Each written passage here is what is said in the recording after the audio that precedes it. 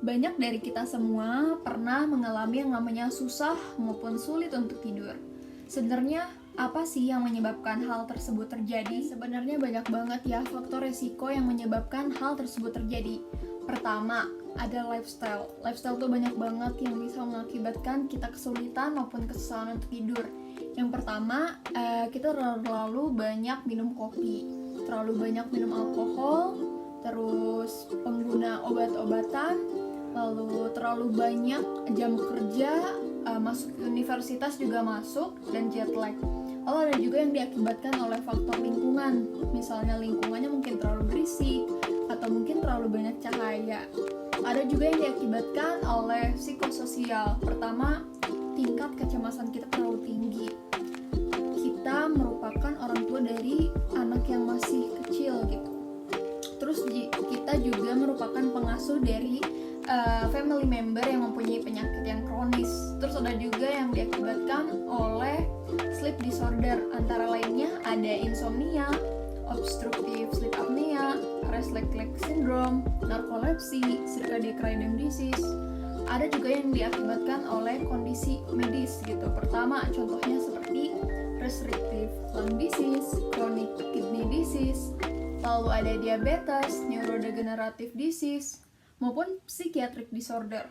Dari banyaknya faktor risiko tersebut, kita juga jadi tahu sebenarnya apa aja sih yang menyebabkan kita sulit dan kesusahan untuk tidur.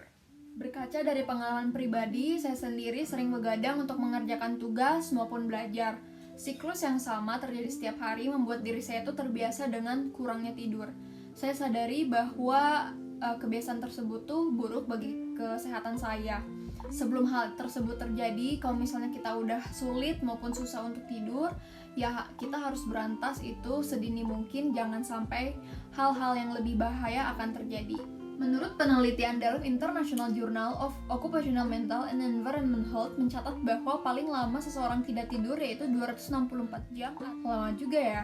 Walaupun memang seseorang masih bisa menjalani kehidupan dengan normal, tetapi pastinya ada efek yang terjadi di dalam tubuh maupun otaknya. Tentang sulit maupun susah untuk tidur. Sebenarnya tidur itu apa sih? Kenapa sepenting itu? Jadi tidur itu adalah fase di mana kita untuk mengistirahatkan maupun memperbaiki diri dari segi fisik maupun mental. Setelah kita melakukan berbagai banyak aktivitas. Kebutuhan tidur tiap orang itu tidak sama, tetapi secara idealnya waktu tidur seseorang yang bagus yaitu sekitar kurang lebih 8 jam dalam satu harinya. Lebih baik lagi, semakin bagus kualitas tidur seseorang, semakin produktif juga seseorang tersebut untuk menjalani hari-harinya. Lalu, sebenarnya apa sih yang terjadi kalau misalnya kita tidak tidur? Terlepas dari beberapa penelitian yang telah ada, sebenarnya kita tidak tahu pasti seberapa lama manusia dapat hidup tanpa tidur. Selama 3-4 hari aja kayaknya kita juga akan ada perubahan dari sisi perilaku. Misalnya contohnya halusinasi, sulit berkonsentrasi. Itu masih dari sisi perilaku, belum dari sisi biologis yang dapat ditimbulkan dari efek kita tidak tidur. Setelah 24 jam kita tidak tidur, kemampuan kita dalam mengingat, berkoordinasi, maupun mengambil keputusan telah mulai menurun. Kita juga berkemungkinan untuk mengalami beberapa efek lainnya seperti rasa kantuk yang berat, mudah marah, kesulitan berkonsentrasi, hormon kortisol maupun kadar gula darah di dalam tubuh meningkat, otot tubuh menjadi tegang, tubuh gemetar, penglihatan dan pendengaran mulai kabur. Efek ini dikarenakan karena otak kita berusaha menghemat energi selama kita tidak tidur. Otak akan memasuki fase yang disebut tidur lokal, di mana selama fase ini tubuh akan menghentikan fungsi saraf pada beberapa bagian otak, tapi bagian lainnya akan berfungsi secara normal. Setelah 36 jam kita tidak tidur, pastinya akan menimbulkan beberapa perubahan. Contohnya pada produksi hormon kortisol, insulin maupun berbagai macam hormon pertumbuhan itu akan semakin kacau. Sehingga kalau misalnya dari hormonnya aja akan semakin kacau, otomatis akan menimbulkan efek-efek yang sangat signifikan.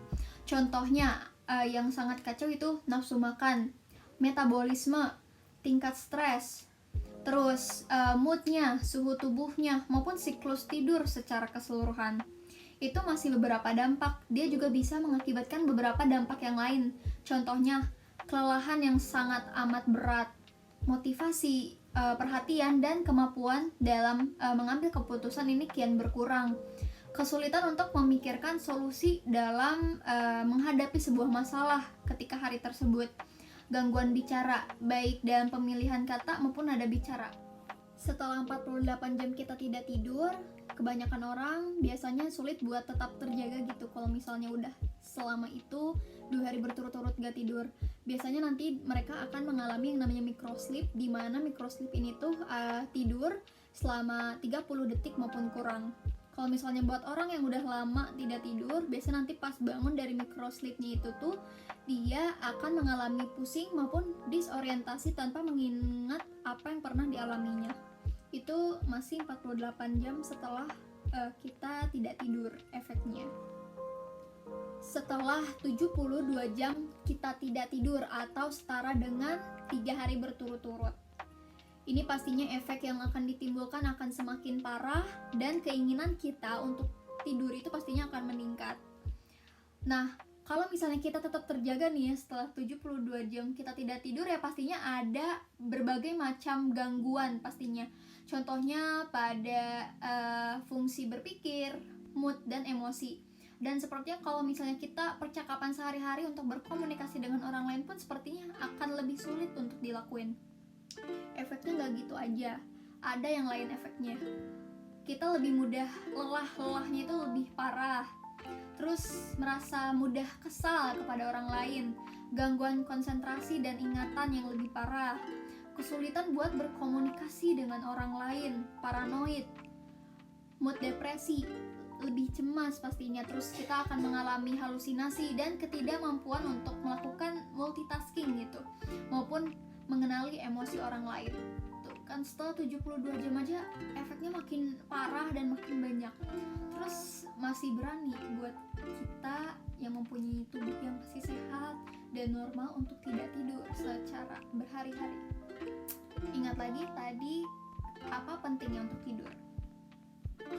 Mengalami kurang tidur, sulit tidur maupun tidak tidur dari beberapa hari dalam 1 bulan secara tidak banyak harinya itu sebenarnya tidak terlalu mendapatkan efek secara signifikan kalau misalnya nggak banyak ya harinya. Tapi kalau misalnya menjadikan hal itu sebuah kebiasaan yang pastinya akan berdampak buruk bagi kesehatan kita, pastinya akan berdampak parah juga bagi diri kita maupun orang lain. Sehingga untuk menghindari efek tersebut, pastinya kita harus meningkatkan kualitas tidur dengan membiasakan kehidupan tidur sehat atau yang namanya sleep hygiene. Ngomongin tentang sleep hygiene, jadi sleep hygiene ini adalah fase sebelum tidur yang kita persiapkan untuk menginisiasi gitu tidur itu terjadi dengan kualitas yang baik dan benar. Nah, dia juga dapat memperbaiki kualitas tidur. Contohnya seperti 30 sampai 60 menit sebelum kita tidur, kita device free. Jadi nggak megang HP, laptop, TV gitu. Lalu kita memaintain tidur kita itu cahayanya itu yang minim. Tadi yang sudah dijelaskan juga, cahaya dapat mempengaruhi kualitas tidur kita. Lalu kita menghindari makan, merokok, meminum kopi sebelum kita tidur. Terus kita juga sebelum tidur bisa melakukan beberapa hal yang menstimulasi tidur itu. Contohnya seperti membaca, stretching yang ringan, maupun olahraga yang relax gitu, yang bersifat relaxation. Tempat untuk tidur itu hanya untuk tidur maupun relaksasi, jangan dilakukan hal yang lain sehingga kita ketika tidur tidak terdistrak oleh hal yang lain. Lalu boleh sih exercise, boleh kita olahraga, tetapi jangan sebelum banget kita tidur, tapi boleh jauh-jauh dari waktu kita tidur.